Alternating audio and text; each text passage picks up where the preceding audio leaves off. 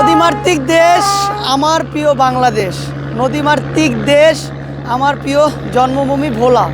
আর এই দ্বীপ জেলা ভোলার চারপাশ দিয়ে হচ্ছে নদী, আর কতটা সুন্দর আপনারা দেখতে পাচ্ছেন। আমি এখন এই মুহূর্তে আছি হচ্ছে মেঘনা নদীর পাড়ে, দ্বীপ জেলা ভোলার ইলিশা ঘাটে।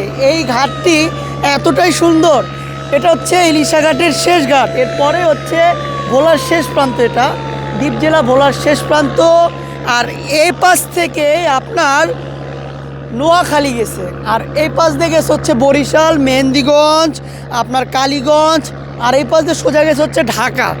আর আমাদের দ্বীপ জেলা ভোলা যেখানেই যাবেন আপনার চোখ জুড়িয়ে যাবে, ডানে যাবেন, বামে যাবেন, উত্তরে যাবেন, দক্ষিণে যাবেন, পূর্বে যাবেন, পশ্চিমে যাবেন, চারোদিক দিয়ে হচ্ছে নদী, কারণ পুরোটা হচ্ছে একটা দ্বীপ।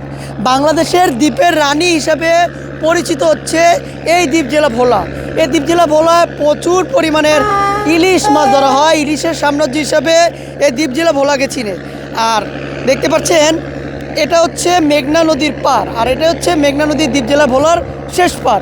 এখান থেকেই শত শত মানুষ, লক্ষ লক্ষ মানুষ ঢাকায় যাতায়াত করে থাকে। ইলিশা ঘাট এটাকে বলা হয়। এখান থেকে ফেরি চলাচল করে নোয়াখালীর উদ্দেশ্যে, এখান থেকে আপনার ঢাকার উদ্দেশ্যে চলে যায়, বরিশাল উদ্দেশ্যে চলে যায়। আর এটাই হচ্ছে আমাদের দ্বীপ জেলা ভোলা। আর দ্বীপ জেলা ভোলার নদীর পাড়টা কত সুন্দর, ওই পাশটা একটু দেখাই, দেখেন কত সুন্দর দ্বীপ জেলা ভোলার নদীর পাড়।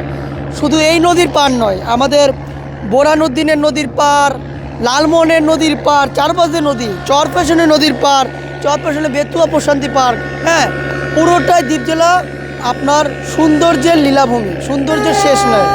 তাই সকল দেশের রানী সেজে আমার জন্মভূমি, সেটাই হচ্ছে দ্বীপ জেলা ভোলা।